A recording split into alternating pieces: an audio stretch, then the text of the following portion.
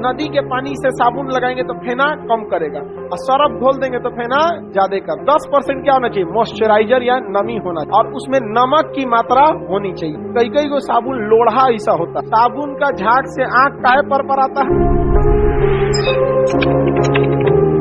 साबुन के बारे में समझिए।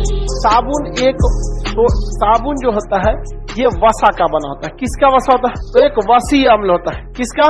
सोडियम का। तो लिख रहा है सोडियम और पोटेशियम का क्या होता है? वसी अम्ल। सुनिए ध्यान से, सोडियम और पोटेशियम में हम लोग वसा मिलाते हैं, यानी चिपचिपा पदार्थ, डालडा घी की तरह वसा, और ये ए ग्रेड का वसा होता है।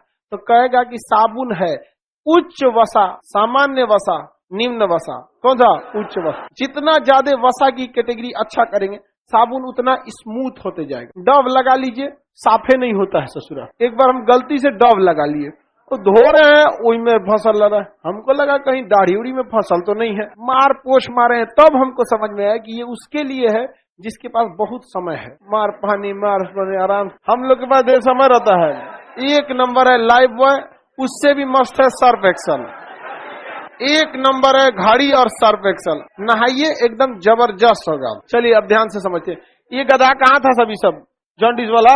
मेरी ओर ध्यान से समझिए। साबुन जो होता है सोडियम तथा पोटेशियम का सामान्य वसा होता है या उच्च वसा होता है? उच्च वसा होता है। इसी से साबुन बनता है, इसी से डिटर्जेंट बनता है। साबुन और डिटर्जेंट में कुछ अंतर होता है। साबुन को हम लोग क्या कहते हैं, मतलब साबुन झाग देता है, जबकि उससे ज्यादा झाग डिटर्जेंट देता है। तो ज्यादा झाग चाहिए तो किसका प्रयोग करें? डिटर्जेंट। जो सरफ बोलते हैं आप लोग, वो ज्यादा झाग देता है, और साबुन क्या होता है? कम झाग। पानी में अगर हार्डनेस ज्यादा है, आपको पढ़ा दिए हैं, कठोर जल में सोडियम तथा मैग्नीशियम के, कैल्शियम तथा मैग्नीशियम के बाइकार्बोनेट। तो कठोर जल में साबुन झाग नहीं देता है, लेकिन डिटर्जेंट झाग दे देता है।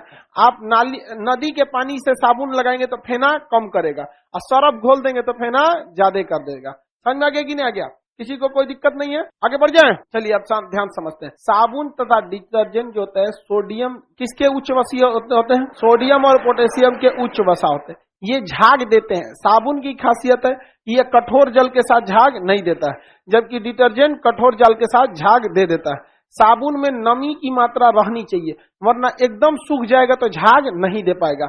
उसमें आपको कम से कम 10% क्या होना चाहिए? नमी होना चाहिए। इसलिए देखिएगा, आप साबुन लगाने जाते हैं तो पहले साबुनवा को भिगाते हैं, देखते हैं, ऐसे सीधे रगड़ लेते हैं, बखोर देगा फिर। अब आप लोग अच्छा साबुन से नहाते होंगे तो नहीं बखोरता होगा। हमारा तो सर्फ एक्सल रहा था, पहले उसको भिगाएंगे नहीं तो हमें बकोटने वाला निशान बनल रहता है, बकोट लेगा इसे, तो उसको बकोट लेता है। 10% क्या होना चाहिए? मॉइस्चराइजर या नमी होना चाहिए। समझ में आ गया कि नहीं आ गया? कितना होना चाहिए? 10% नमी हो जाना चाहिए, नहीं तो वो आपका साबुन जल्दी घुलेगा नहीं। और उसमें नमक की मात्रा होनी चाहिए। नमक नहीं रहेगा ना तो जल्दी घुलवे नहीं करेगा, साबुन जल्दी घुलता नहीं है। तो नमक की मात्रा से पिघलने में साबुन को आसानी होती है। कई को साबुन लोढ़ा ऐसा होता है, पिघलवे नहीं करता है। और कई को जैसे पियर्स लगता है खाने के लिए भी दिया है गल के क्या हो जाता है? खत्म हो जाता है। देर तक नहा लीजिएगा तो नहाते के दौरान खत्म हो जाएगा। तो उसमें नमक की मात्रा क्या हो जाता है? ज्यादा हो जाता है। अगर झाग की मात्रा बढ़ाना है तो उसमें क्या मिला देते हैं? रेजिन। झाग की मात्रा बढ़ाना है तो रेजिन। रेजिन क्या करता है? झाग बढ़ा देता है। इसके झाग को माइसेन कहते हैं। क्या कहते हैं? माइसेन। माइसेन कहते हैं। इसके झाग को क्या कहा जाता है? माइसेल। माइसेल कहा जाता है। इसके झाग को माइसेल लिख दिएगा, माइसेल कहा जाता है। बताइए झाग देने के लिए क्या मिलाते हैं? रेजिन। नमी कितनी होनी चाहिए? 10% होनी चाहिए इसमें। बताइए अगर इसमें नमक नहीं रहेगा तो जल्दी घुलेगा? जल्दी घुलाने के लिए किसका प्रयोग? हाँ, नमक मिलाएंगे, जल्दी घुलेगा नमक से। ज्यादा झाग देगा? रेजिन। झाग को क्या कहते हैं? माइसेल। झाग को क्या कहते हैं? माइस। अब कुछ साबुन का झाग बड़ी जल्दी सूख जाता है। झाग क्या हो जाता है? जल्दी ही सूख जाता है। जैसे आप अपना लाइफ बॉय लगा के तनी देर छोड़ दीजिए, क्या हो जाएगा? सूख जाएगा। फेस वॉश लगा के डाल देंगे तो क्या हो जाएगा? सूख जाएगा। तो साबुन को बहुत जल्दी नहीं सूखना चाहिए, थोड़े देर में सूखना चाहिए। तो उसमें गिल्सराल मिला देते हैं। क्या मिलाते हैं? गिल्सेरॉल। बताइए देर सूखने से रोकता है गिल्सेरॉल। इसमें सल्फोनिक एसिड की वजह से आंख परपराने लगता है। समझा गया कि नहीं आएगा? साबुन का झाग से आंख काहे परपराता है? Sulphonic acid. किसकी वजह से? सल्फोनिक एसिड प्याज में भी पाया जाता है, प्याज में भी सल्फोनिक। तो सल्फोनिक एसिड के कारण आंख क्या हो जाना लगता है? परपराने लगता है।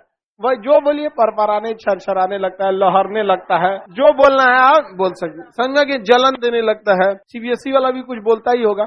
सल्फोनिक एसिड के कारण आंख क्या हो जाता है? हाँ वही परपराने लगेगा वहाँ पर। किसी को कोई दिक्कत नहीं। कौन सा एसिड? Sulphonic acid. साबुन कठोर जल के साथ झाग देता है, डिटर्जेंट देता है। डिटर्जेंट क्या करता है? दे देता है। कोनो पानी में डिटर्जेंट क्या करता है? झाग दे देता है। क्या कर देता है? झाग दे देता है। साबुन हो गया या डिटर्जेंट, ये किसी भी चीज के पृष्ठ तनाव को घटाकर पानी को पतला कर देते हैं। पृष्ठ तनाव को घटाकर पानी को पतला कर देते हैं।